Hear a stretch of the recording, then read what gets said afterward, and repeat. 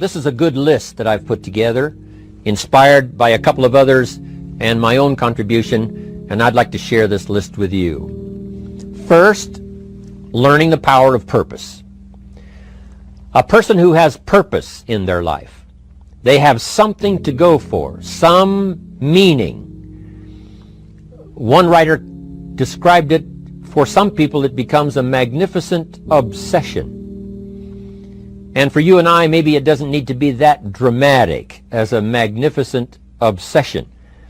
But it has to be something that does something to us, something that pulls us, especially into the future.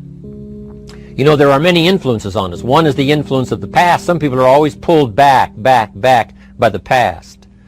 Some people are always pulled aside by the distractions. But here's what's powerful. If you have a list of high purpose in your life, it pulls you toward the future. And the more powerful the purpose is, the stronger it pulls.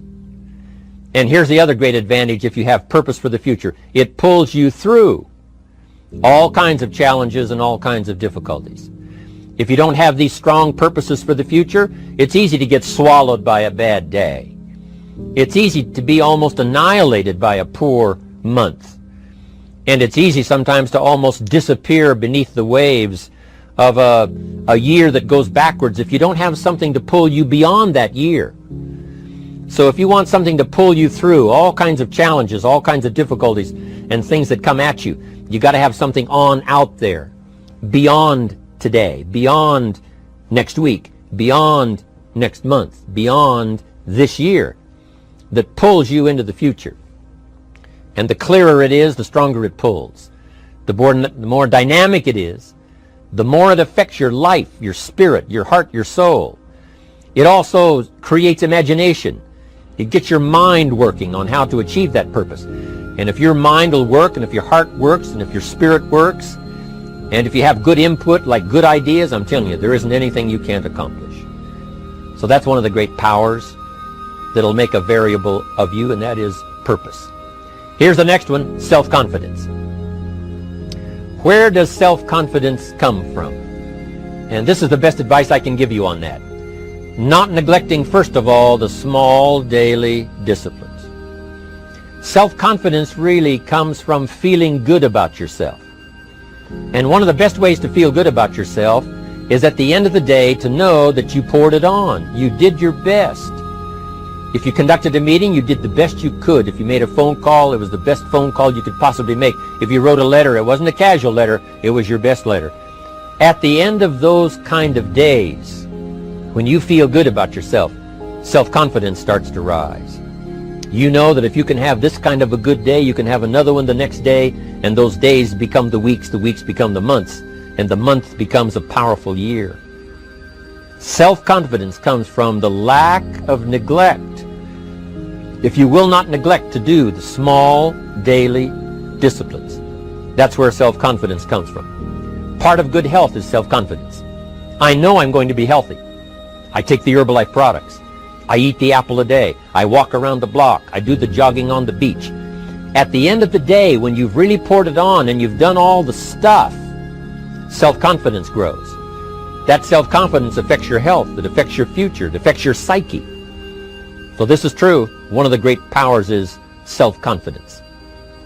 Self-confidence means willingness to do whatever it takes to achieve. Some people say, well, I'll do it for a little while and see what happens. You know, I'll try a couple of things. If that doesn't work, I'm out of here. And all of us know that that kind of person doesn't have much of a future. But if you're willing to do whatever it takes. If I have to learn a couple of things, I will learn those things. If I got to learn 5 or 6 things, I'll learn all 6. If I have to take an extra class, I'll take an extra class. If I've got to read the books, I'll read the books. If I have to consult with people who know more than I know, I will do the necessary consulting. Whatever it takes, I will do. That starts to develop unbelievable self-confidence. Self-confidence also comes from the ability to rise above your circumstances. To rise above what happens, the petty little things, the discouraging things that would sink everyone else's ship except yours, that would cause someone else to quit early in the day, but you keep going. that kind of willingness to overcome all circumstances, whether it's the little challenges or the big challenges. If you're willing to do that, I promise you, this kind of power will work for you, and in you, the variable, it'll make a difference. The third on the list I had was enthusiasm. And here's what I wrote about enthusiasm. Enthusiasm that's powerful is mostly enthusiasm that is enthusiasm inside, 90%, 10% outside. We all know what the enthusiasm is like when somebody lets us see their enthusiasm, which is like the 90%, and only 10% of it is inside. But the enthusiasm that really affects people is not just being loud, but the enthusiasm that runs deep, the enthusiasm that comes from deep inside, created by self-confidence, created by purpose, created by genuine willingness to help other people. That kind of enthusiasm, knowing that you're going to get the job done, knowing you're going to affect people, knowing you're going to have testimonials flowing in from all kinds of directions. That kind of enthusiasm. A lot of it is quiet. A lot of it is unheard. And the 10% that's heard, it rings a bell. People call it genuine enthusiasm because they know that what you say in the outward display of your enthusiasm is only a small tip of the iceberg of the enthusiasm you feel inside that really motivates you to do the best job you can. Next on my list to help you become the powerful variable is expertise. Wanting to excel in all of the skills and settling for nothing less than an outstanding performance. If you're willing to be the best in your field, if you're willing to demand of yourself excellence in skills, to be the best that you can possibly be, in the training, do the best you possibly can. In doing a workshop, do the best you possibly can. Developing the skills of using your personality, developing the skills of language, developing the skills of influence, developing the skills of organizing. If you're willing to be an expert in all of the skills, Herbalife has the way for you to invest those skills and not only make a handsome living, not only make a lot of money, but if you would so desire and if it would be your purpose, a chance to make your fortune. Expertise, excellence in skills. Here was the next one on my list, making a powerful contribution to you, the variable, and that is preparation. Well prepared. And preparation, of course, involves a whole lot of things. A big share of our life is preparing, getting ready. When we go to the first grade in school, we're just preparing for the second grade. After we've finished 2 grades, the 2 grades prepare us for number 3. Sometimes it seems like a long, excruciating time. And the time will just seem like it'll never come when we can finally have the performance that we really want. But it takes time to prepare. It takes time to get ready. And the decisions you make in the preparation time, those are the decisions that last for a lifetime. Preparing to have a good day. It's that preparing, maybe the night before, maybe the couple of days before the day that you're going to put everything together. The preparation for a meeting means that you've taken it serious.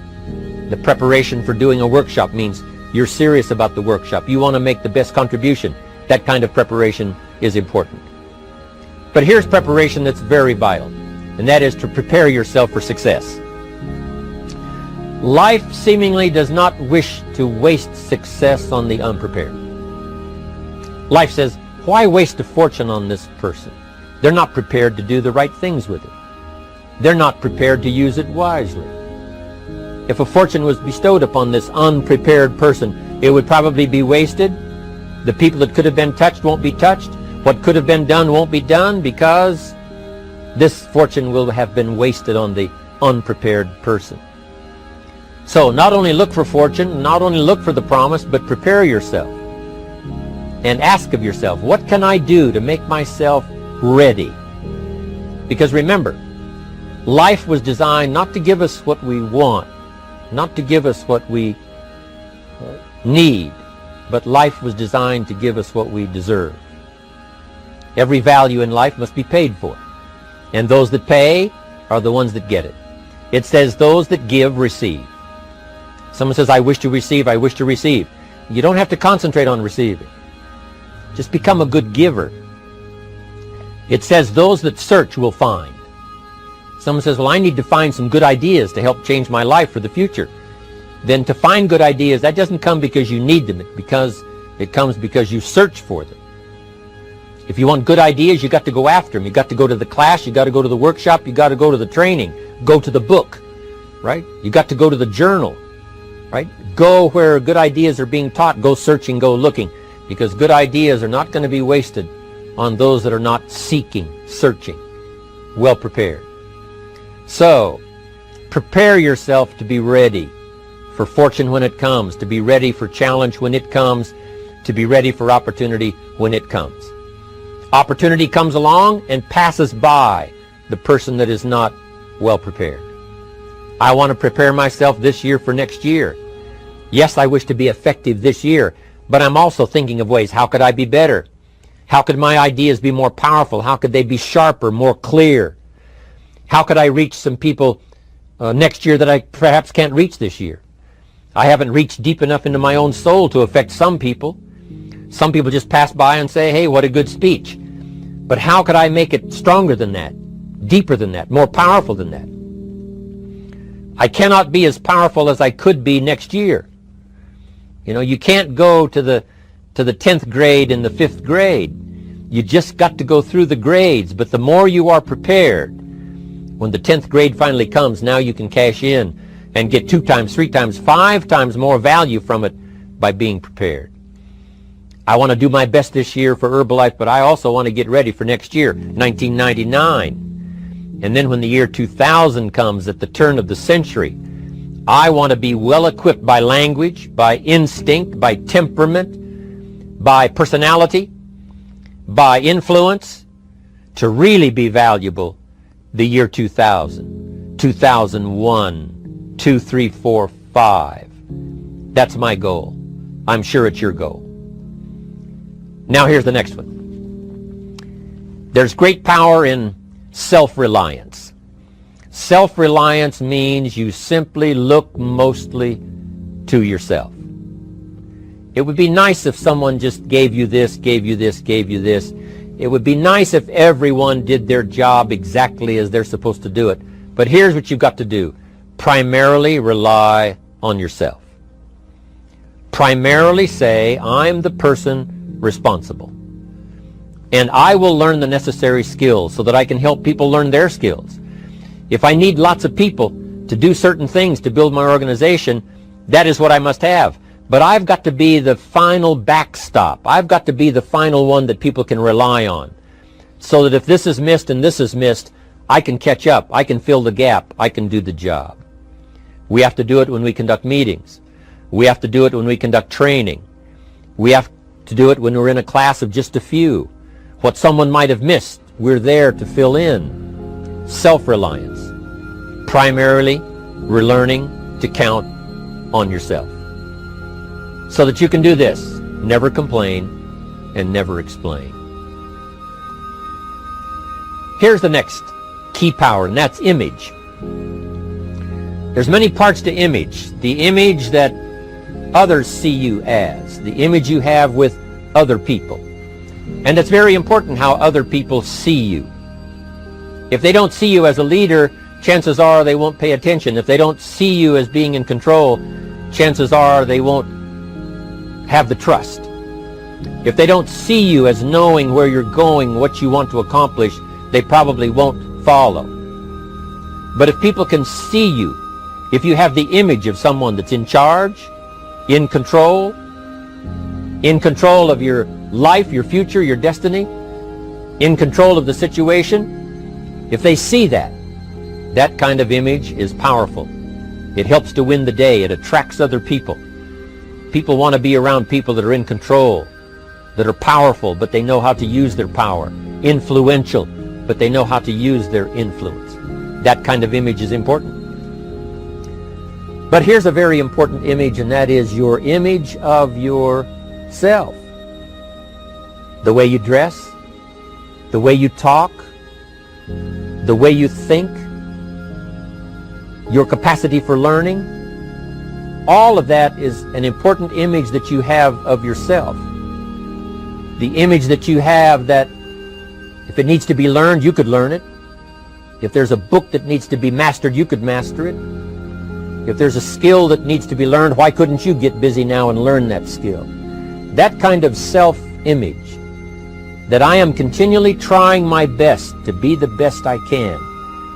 Because one of the most important places you have to look is into the future, yes. You've got to look into the past, yes. You've got to look around, yes.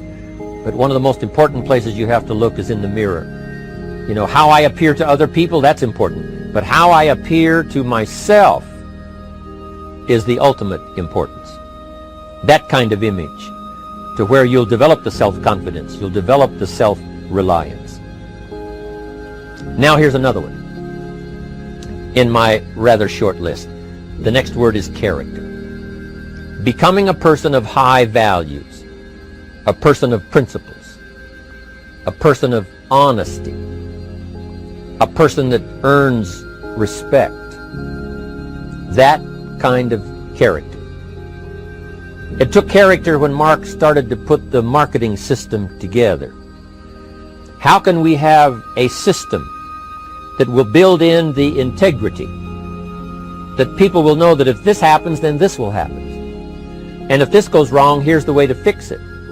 Unless you have the principles and the character and the integrity to put together a viable plan for a wide variety of people, then the system is not going to last very long. And I've been around long enough, and I'm sure you have been around long enough to see a lot of systems that got started, but they failed. And the reason is because they were not constructed with integrity. They were not constructed with character. They were not constructed with doing the right thing. They might have been constructed to take advantage. You know, cash it out as quickly as possible and leave.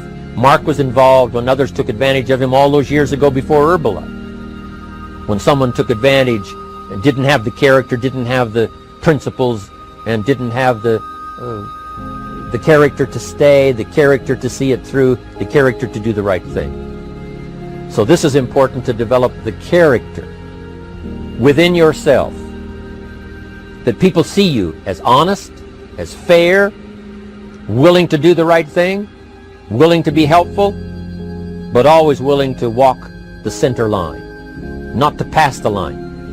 When we come to an opportunity like Herbalife, especially multi-level network marketing, it is so dynamic, it is so powerful, and it is so possible in fortune making that sometimes people want to speed up the process by cutting the corners, by neglecting to do the right things, you know, to cheat a little here, you know, cross the line just a little bit, because then, you know, it'll grow faster and you can cash in quicker. Not necessary here. Doing Herbalife right will build your fortune longer and stronger than trying to cut the corners and not doing it right. If we'll have the integrity that Mark had when he started it, and keep perpetuating that we will do the right thing by the marketing system, the right thing by a distributor who has a customer and they take care of that customer belongs to that distributor. That kind of integrity in the marketing system, the kind of integrity we have among each other, the kind of character we have to rely on each other, because here's what we cannot do. We cannot do this by ourselves. Mark's got to count on me. I've got to count on Mark. We've got to count on the president's team. The president's team has to count on the chairman's club for advice and counsel. We have to count on the millionaire team, the tabulator team, the world team. We've got to count on the distributor. We've got to count on the distributor giving the right message to the potential customer. We've got to count on the distributor giving wise counsel to the new recruit, teaching them the right way, the Herbalife way, the principled way, the character way. Vitally important. Building and developing your own character. Now here's another one. It's called self-discipline. Self-discipline, all of us have a challenge with that. Because sometimes it's easy, and especially if you're working hard, doing the best you can, it's easy sometimes to let up and let it go. But remember, so many people, especially now that we're as big as we are around the world, are counting on what we do. At home office, they have to be careful. They have to be disciplined. It's easy for the person who ships the product from Herbalife says, oh, well, I'll wait until tomorrow to ship it.